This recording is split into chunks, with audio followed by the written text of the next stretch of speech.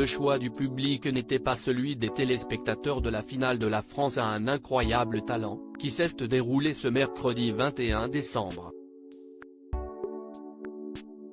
Comme dimanche avec l'équipe de France, l'humeur n'était pas vraiment à la fête dans le public de la France à un incroyable talent.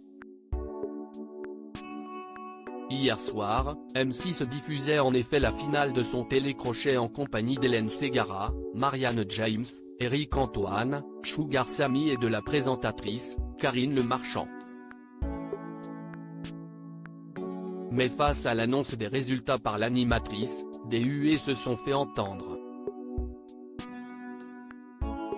Le public pas du tout d'accord avec les votes des téléspectateurs. Si vous avez regardé la finale de la France à un incroyable talent hier soir, sans doute avez-vous constaté la victoire surprise de Ryan. Le jeune prodige du piano, qui n'a que 15 ans, a ainsi remporté les 100 000 € mis en jeu pour l'occasion. Un véritable pied de nez à la vie, puisqu'il vit en foyer d'accueil. Une aventure tragique qui n'avait pas manqué de bouleverser les membres du jury. Mais si est un autre événement qui a néanmoins fait réagir, non pas les téléspectateurs, mais le public dans les gradins, l'élimination de plusieurs talents très appréciés.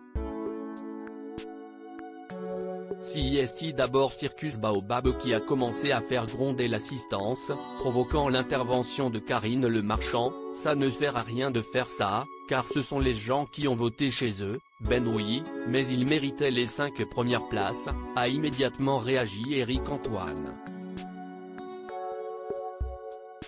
Ce dernier a également vivement critiqué le choix d'éliminer Oscar et Tiffany Gonzalez pris par les téléspectateurs. Là, franchement, si est les boules. Une audience en baisse hier soir sur M6 il y a quasiment un an jour pour jour, si est la saison 2021 qui se clôturait elle aussi. Signe d'une certaine lassitude de la part des téléspectateurs, les audiences sont en baisse avec 2,8 millions de curieux derrière leur petit écran hier soir, contre 3,5 millions un an plus tôt. Mais M6 peut se targuer de conserver une part de marché solide sur les différentes cibles, notamment les célèbres ménagères de moins de 50 ans, toujours à plus de 20%.